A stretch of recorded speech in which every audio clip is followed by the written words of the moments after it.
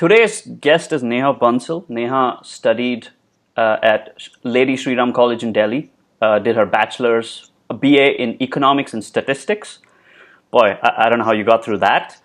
Subsequently worked in a boutique consulting firm in New York for 5 years, and then is now a student or just graduated from Columbia Business School. Welcome, Neha. Thank you for doing this Thanks for us. so much for having me. Awesome. I want to start with the journey, say 2 years ago, or journey whenever you thought, hey, I want to do an MBA.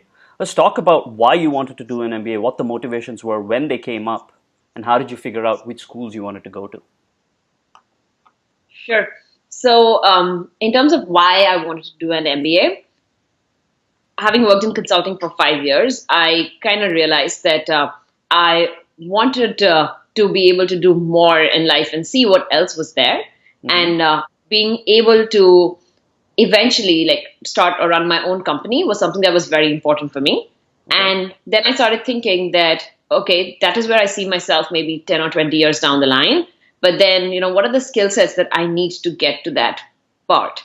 And being able to be in a position where you can influence people to work for you successfully was like a big part of that. I found that was a big set of skills that you needed. Because in consulting, often people are staffed to work with you, and there's very less of influencing required to motivate them to work with you.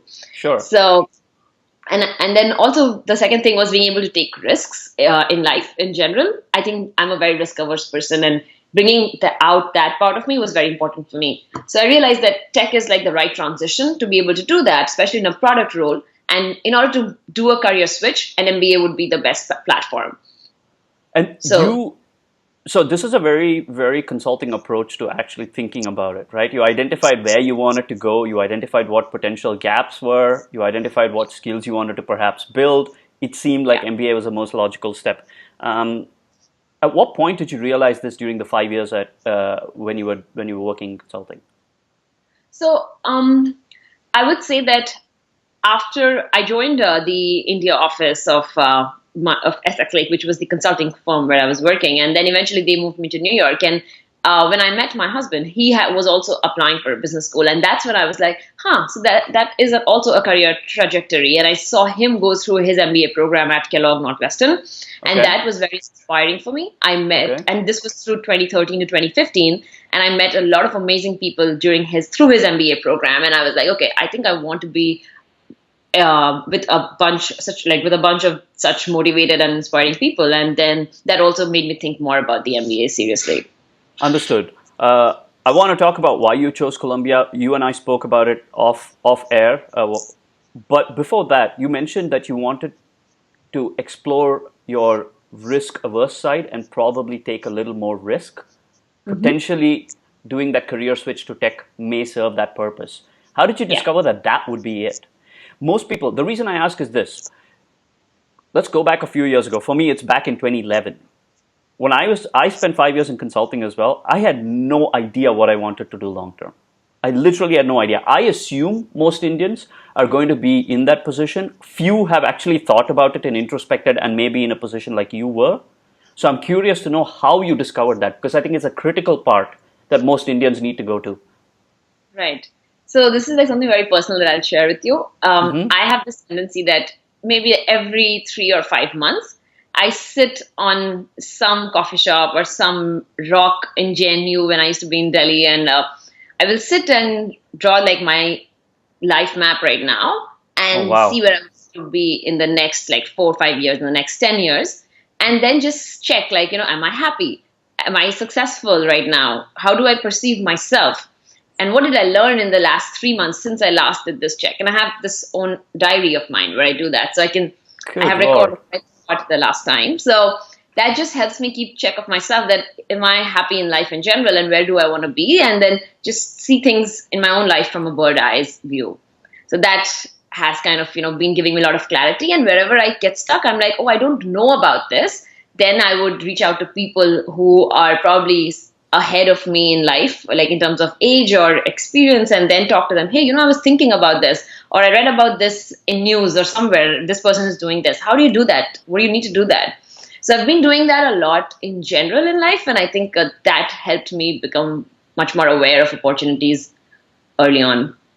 So you said your husband went to Kellogg. That's in Chicago. Did you move there to Chicago, or were you? Or how did you immerse yourself in your in that Kellogg environment for you to get inspired to say, okay, this is a path I want to pursue? So I didn't move there. I was because I was in consulting. I was based out of New York, and he was in Chicago. And I would often travel there as and when like he had events and things like that, weekends and stuff. So I would travel there to meet the community, to meet him. And Got it. Okay, then let's segue into how you discovered Columbia was for you. What was the criteria sure, that you went through in selecting or researching schools? sure. So for me, it was kind of straightforward because my husband, after he graduated from Northwestern, he was going to work in New York, and because of that, we knew that we didn't want to live separately. That's why we knew that New York is the option for me in terms of going to business school. And then in New York, I was then only looking at Columbia or Stern. And that's why I only applied to both these schools. And in terms of the rank ordering, I was kind of sure that if I get to Columbia, I'm going to choose Columbia. Let's talk about typically the issue that I see with many Indian applicants. Yeah, and maybe you can share your insights on this. I've seen a lot of my American classmates take the same notion. Hey, my family is based out of here, or my wife's here. She has a job. I don't want her to move. Therefore, I'm going to do school in this place. They worry less about purely the brand, but they factor in more about where their personal situation is, and then factor in, okay, among that, which is the best brand I can make. Did you ever have a consideration in your head that, oh, maybe I should try Harvard, or maybe I should try Wharton? Was that never ever a thought in your head? To be honest with you, as I said, like because I had done my analysis in terms of where I want to be, what are the gaps, and what needs to be filled, I knew that being at Columbia would give me all of that. And especially the fact that it's in New York, the opportunities you have is mind-blowing. I had spoken to a few students at Harvard, Wharton, and it turned out that one of the most important things you do at business school is recruiting. And for all the recruiting events, they would have to travel to New York, and it was a whole ceremony. They had to plan so much, and they had to figure out friends with whom they could stay with and things like that. Whereas for me, expensive affair too. Correct. And when I was doing my networking, for me, it was just a subway into the city, into Midtown. That's it. So I realized that at the end of the day, yes, probably there is a difference in the network, and you would realize the value of having a different network at Harvard or Wharton versus Columbia, maybe 20 or 30 years down the line. But again, for what I need, I think Columbia gave me that. That is an extremely mature way. And this is something that I've spent a lot of time coaching Indian students saying, guys, choose it based on what can get you to your goals. Right? Whether it's personal or whether it's career goals, choose it based on that. That's what's going to help you. Okay, great. You mentioned in passing that you did speak to students not only from Harvard and Wharton, but also from Columbia. Let's talk about the research process at Columbia. What did you learn? Or what do you recommend like potential or future students do in order to learn more about Columbia and understand if that's the right school for them? What they should learn more about Columbia. How can they learn more? Yes. How can they learn more about Columbia? Sure. So Columbia does a very good job at organizing a bunch of events and workshops, etc., for the students to learn more. So a few things that I did was one were school class visits. So you can, and all of this is available on the website. You can sign up online. I attended a few classes with different professors just to get a sense of what's the classroom, sitting in the classroom at Columbia like.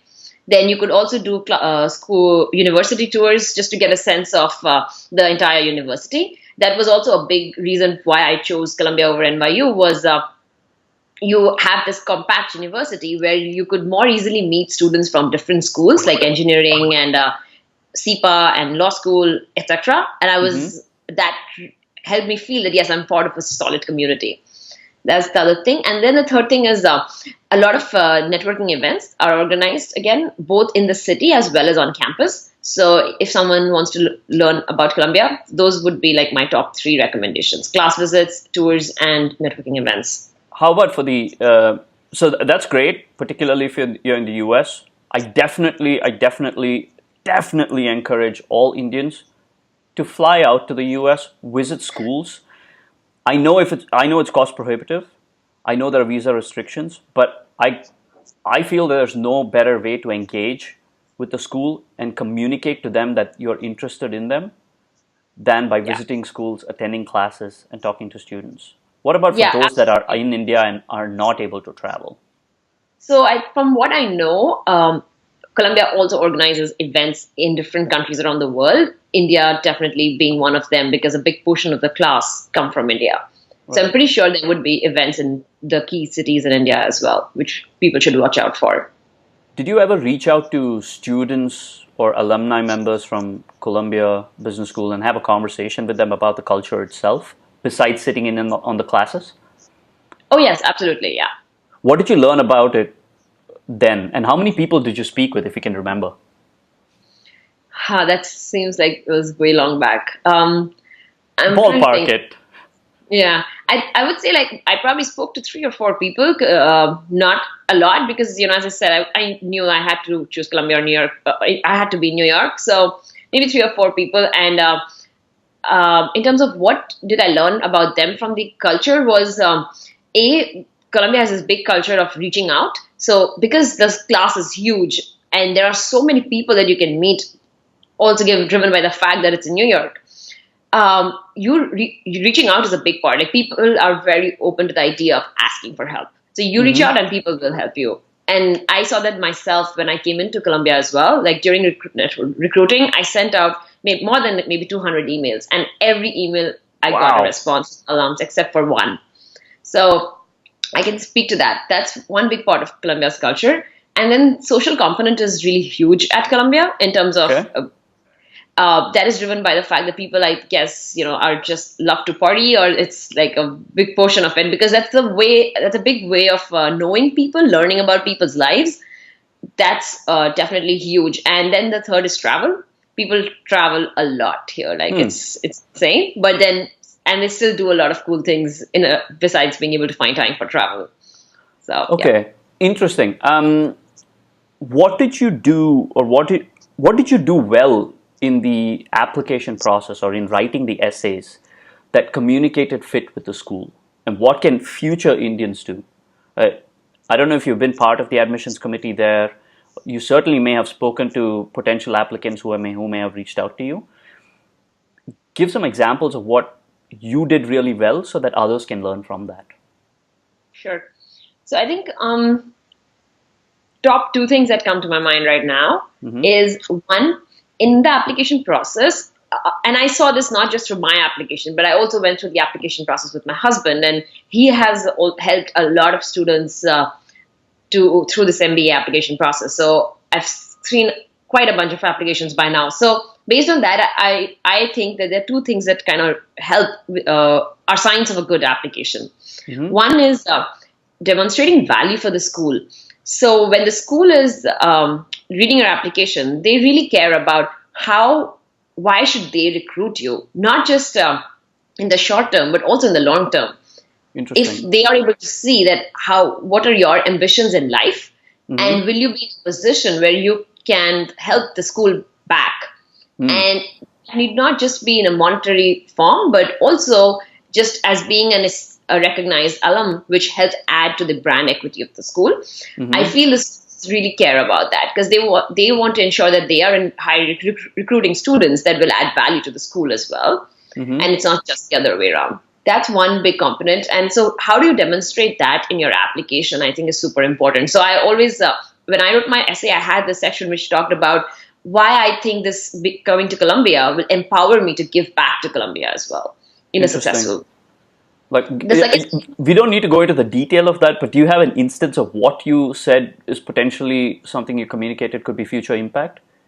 sure. So for example, as I told you that I see myself starting my own company down the line. So I talked Mm-hmm. about what my company will be in, what will be the industry, and then I talked about how it's a very niche field. So I would be able to come back and probably teach at Columbia on that particular subject, talk to students, Mm. and then also, hopefully be able to donate to the school once my company is like hugely successful. So That is super All specific. of That's very helpful.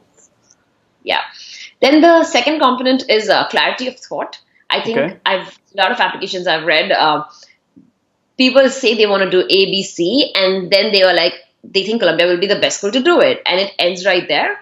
But really, tying the two together is super important. Like, where you want to go and why do you think Columbia specifically will help, and not just any other business school, is Hmm. important. I think your essay shouldn't be such that you can just replace Columbia Business School with any other school and it will still work. So Hmm. then that just means that you haven't haven't done the right amount of research. You haven't customized it enough and been specific about how the school can Correct. empower you to get there. Right, right. So I think it took me a lot of conversations with people to understand, like in fair amount of detail, that what are the courses at Columbia that would help me do exactly what I want to do. So, and courses is very common nowadays. Like everyone writes about courses, but I think getting down, like I had a lot of information, like what are the trips we do, who are, like what are the right clubs to join, and why. Like even within those clubs, what are the kind of things they do that will help me connect with the right people. Like I think as much as clarity you can portray in your application, that is helpful. How long did you speak with each of these students to get this information?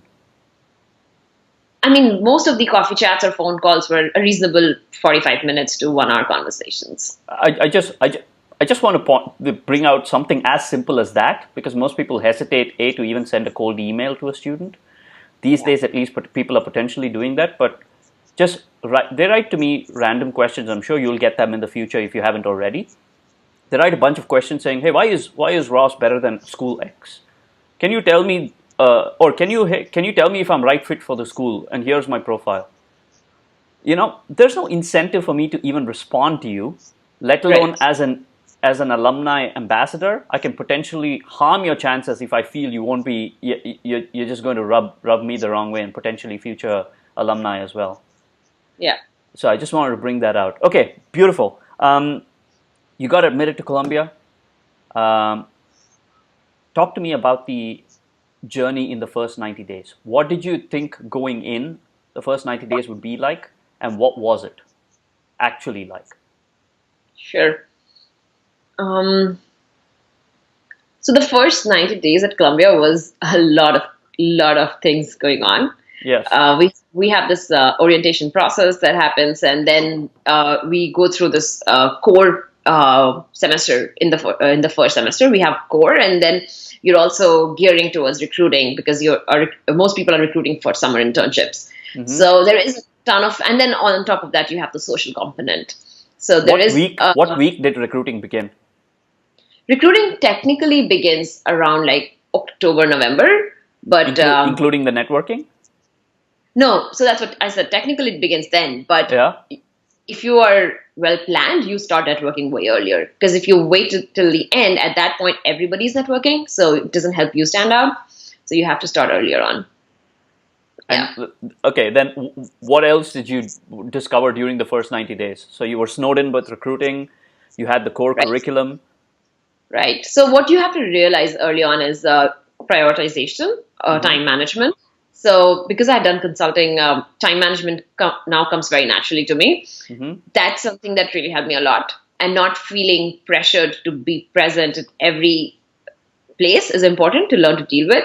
So I'm also good with dealing with fear of missing out. I don't really struggle with that. So I live by my calendar. So till you are able to do that, then you're good because that helps you realize that actually you only have certain number of hours in the day, more than what you think that you would be able to cover. So so every party, event, trip, like everything is on my calendar. So I know that, okay, if I'm having fun at that time, I'm not feeling guilty that, oh, I'm not preparing for my recruiting because I have prep time as well on the calendar. So I learned very early on that that is the right thing to continue to do while I am on campus. By the way, being in consulting, I have seen may not always help you with time management. I think being in consulting and working in the US has certainly helped you accelerate that path, because I know this is again an issue with a lot of Indians and just the corporate culture or whatever it is. Often time management is the worst is the worst thing that we do. Like I realized when I entered school, I was snowed in by so much work, just like you were. But what I saw my American friends do extremely well was compartmentalize their time, be very diligent about it. When it's time to party and time to have fun, they're completely involved in that. When it's time to study and get prepared for the next day, they've just earmarked it perfectly. That's not something even I knew, and this is a great example of what, so, again, some skill that we can already practice even before you join business school. Yeah. Talk about recruiting. You interned not in the US. You Yeah. told me off air that you had an interesting experience of how well you networked in order to get your internship in Israel. Talk about that experience a little bit. Sure. So, just a little bit of background. Since I had already worked in the US, I had done consulting. I knew that I did not want to do consulting or work in the US for my summer because I wanted to try something else, something new. And therefore, I was looking for internships in tech because that is something I wanted to try as well. Um, and then in terms of geography, I knew that I wanted to be outside the US. So I was looking at South America, Africa, Europe, and Middle East as well. So given all the other roadblocks like visa and all of that, eventually Israel worked out really well. Because there is this company called Inside IL that is a platform that connects US MBAs with Israeli tech companies. And they have a tie with the government that allows you to work there, and they take care of your visa, everything else. So that was very well organized. And in terms of how did I find my internship there? So they, on their website, Inside IL, has a list of companies that are recruiting interns.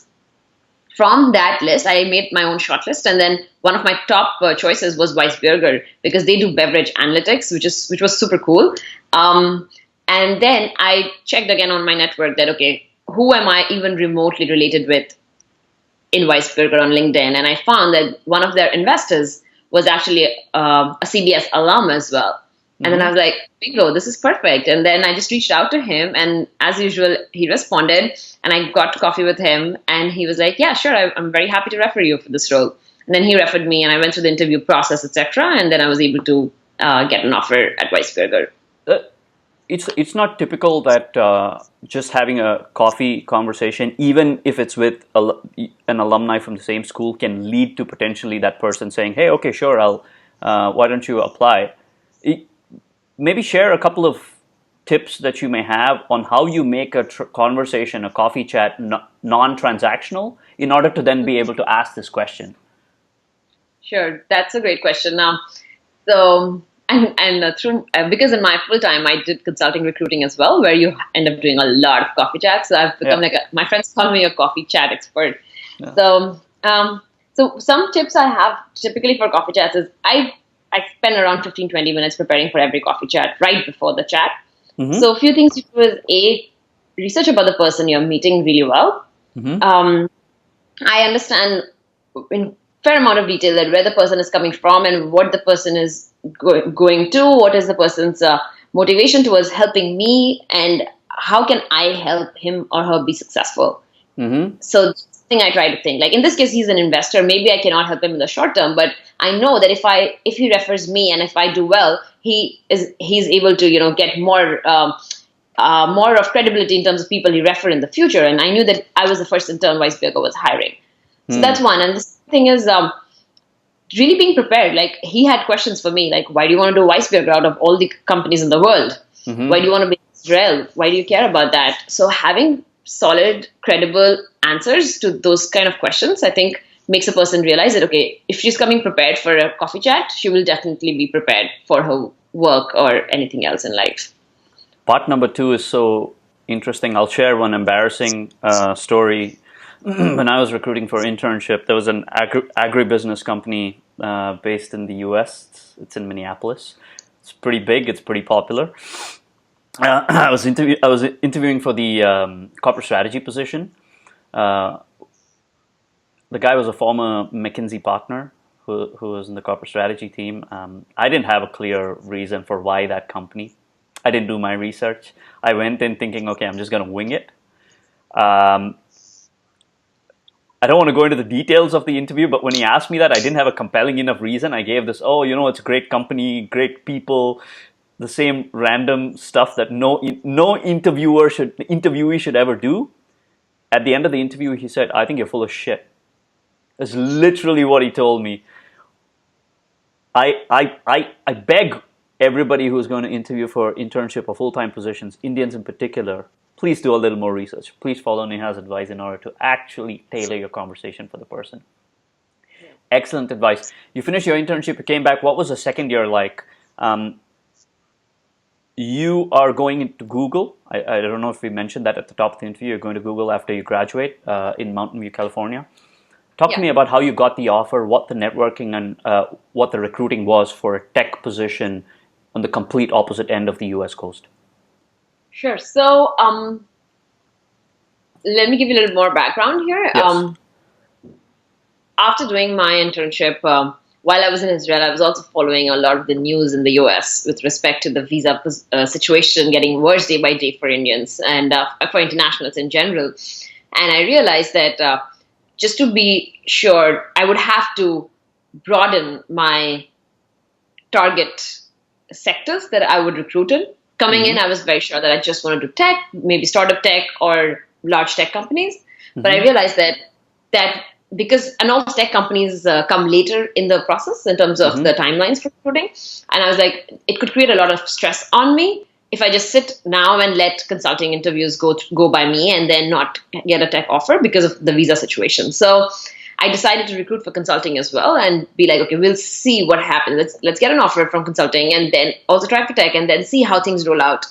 So I think that was a very good decision because I did recruit for consulting, and consulting recruit starts very early on. So while I was in Israel, I had already started my networking and setting up time on people's calendar for when I come back. That helped me a lot because some recruiters did mention that you were one of the first to reach out, and I remember you, of course. You know, that was how they would remember me during the event coffee chats. So that was helpful. That's something I advise people that start early on if you want to be super early. Yeah. I did the same, by the way. Reached out super early in year 2 after my internship.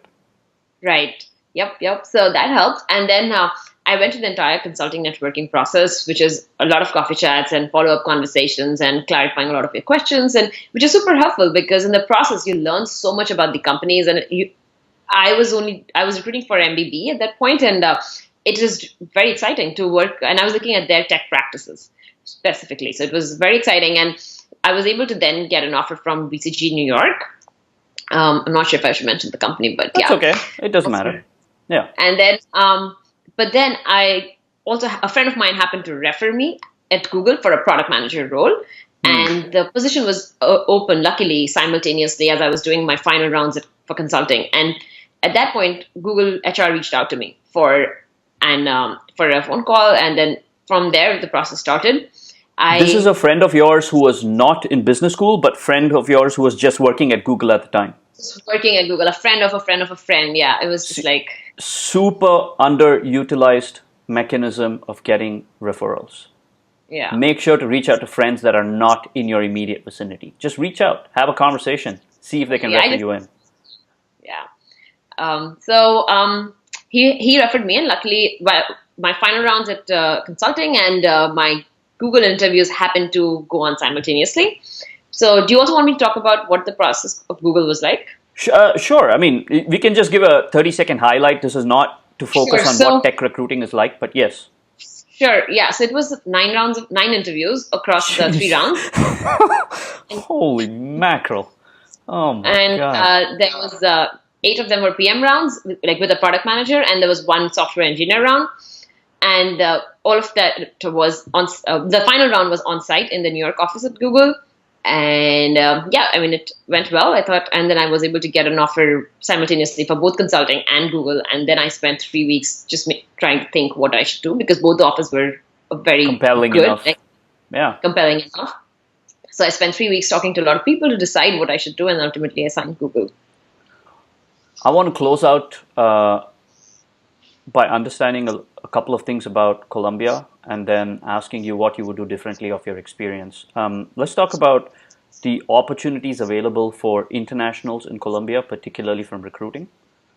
What kind of companies come on campus? What kind of industries come on campus, specifically for internationals, those that sponsor? Sure. So, for internationals, I think one big factor that influences our recruiting strategy is the visa situation here. So, there is so much volatility in that right now that I'm not sure if my advice will be relevant, even coming for future students. But I think typically when we come in, we are all very enthusiastic and very excited about doing something new, changing the world, but which is nice. But I think sometimes it's also good to be practical, consider Yes. the reasons of the visa process, and that is if you want to be in the US. But if Yes. you're open to being in some other geography after graduating and it's not a big factor, then it's totally fine. Yeah. So in terms of recruiting, I would say that um, this year a lot of companies were not really hiring international students. They would not say that openly, but that was the case, which is unfortunate, but it was like that. But again, so the number of companies that were actually recruiting international students and were willing to sponsor a visa was lower. But obviously, and the companies that were doing that were the obvious contenders, like in consulting or iBanking and big tech. So Yeah. they were willing to sponsor a visa. But I do have friends who wanted to work in startup tech, let's say, and they were able to find companies that were willing to sponsor their visa as well, despite being a startup. So I wouldn't say that anything is a straight no. It's always about how much are you willing to push and how much level of tolerance you have, like to not have a job. Like, it's a factor of a lot of Push it different till the things. very end until you get the Correct. right thing that can sponsor it. Like I have a friend who rejected a consulting offer and he just waited to because he knew he wanted to do product management and he waited until the end to get a PM offer at a startup tech. So, it's on you. It's totally on you. Those are brave souls. Much like you, I'm also very risk averse. I would not have been able to do that, but I do appreciate that. An advanced tip for students, just to parlay on this, is do not underestimate the potential foreign opportunities. If you're not tied to being in the US, for instance, in consulting, if you want to apply to consulting, apply to practices in Dubai, in the Asia offices, even if not India. There are tons and tons of opportunities, and they want American MBA talent to go into these places. I assume there'll be relevant opportunities like that for tech as well. It's definitely utilize that resource. Yeah. Let's close out with Columbia itself, the Columbia MBA program. You told me one additional thing about the culture, which was the CBS shares, CBS stories. CBS matters. CBS matters. That's right. Let's talk about that. What was it like? What is it about CBS matters that you found very interesting? Sure. So that's like one of my favorite parts about Columbia and its culture. So we have this thing called CBS Matters. It was started by an alum a few years ago. What we do is every Thursday night, students make a presentation about their own lives, and they talk about where they come from the beginning, and what were some of their key life experiences before they got here. And it's a very fun, and sometimes it's fun, it's emotional, it's dramatic, it's a mix of all feelings, and they do it in front of all of their cluster mates and friends. So it's been a very interesting way to know about people. So many times I've had friends like whom I thought I know, and when I attend the CBS Matters, I'm like, whoa, I didn't know about you. I didn't know you as much as I thought I actually knew you. So just to give you an example, I had a friend who, when she did her presentation, she talked about how she sought asylum from Algeria during a conflict, and then moved to the US and saw a red apple for the first time in the US.